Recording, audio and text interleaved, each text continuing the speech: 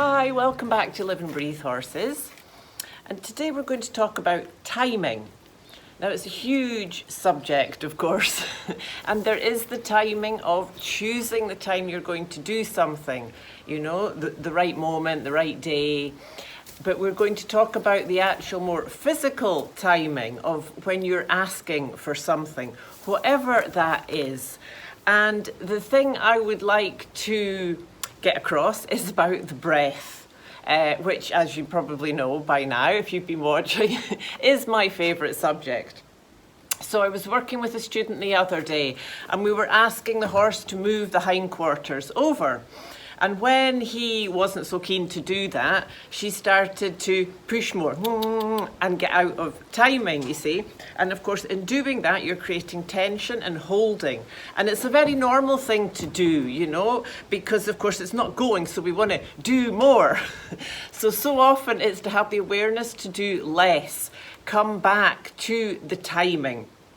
And in the timing, of course, there is pauses, you know, we ask, and then we stop, and we ask and we stop, in that example of moving the hindquarters over, you know. So it would be to come back to asking only one step,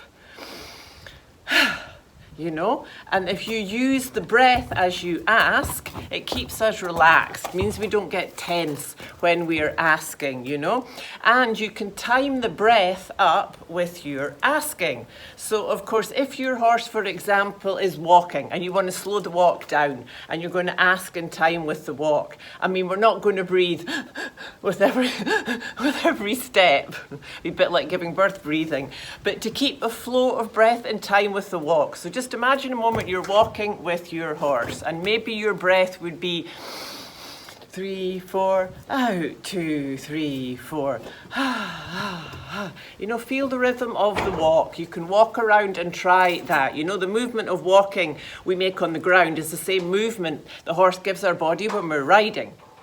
So to get a flow with the breath and the walking. And if we can keep that breath flowing, we stay in a rhythm with ourselves. And then, of course, when we adjust that breath to our horse's rhythm, we get in a rhythm together. So anything we do, if we can keep that breath flowing, we stay in the rhythm and our timing is going to be much more accurate. Then if we wanted to slow the walk down, you know, by using our aids in time with the feet, you know, I would be asking left, right with the hand, as if you're slowing each foot down. Of course, after first slowing yourself down, slowing your breath, slowing your rhythm, maybe that's enough. But if you had to add the aids of your hands, for example, or your legs to move on, you know, again, in time with the horse's movement.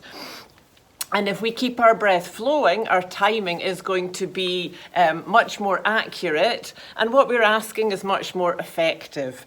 So, yeah, it's always means so much to the horse. You know, it's back to that thing of rhythm giving confidence, isn't it? And when we have good timing, we're also creating a good rhythm, getting in rhythm with our horse. So I often will start with that before asking, you know, to get in rhythm with where the horse is now, to go with the horse. So feel the horse's movement, let your body flow with your horse.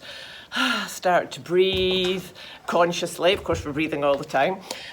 Let the breath flow and go along with the horse's movement. And then once you feel that more connected to the movement, then you can ask more in rhythm with that, you know. So to always come back to the breath, for me, is the most useful way to really get our timing more accurate. You know, and remembering that coming back, that little pause, could be just the thing we need. You know, so often things don't go because we get too keen and we want so much to get it right that we end up asking too much. So to come back to having our attention clear, you know, what is it we're trying to do? What is it we're trying to achieve? Why are we doing that? And often then the how we're going to get it done, that starts to help solve that on its own. You know, so get curious with that. Try it out with your horse, you know. Come back to the breath and see if that helps you stay in time with your askings. Okay, so thank you for joining me and Little Bing today. Keep tuning into the light, and we'll look forward to see you next time.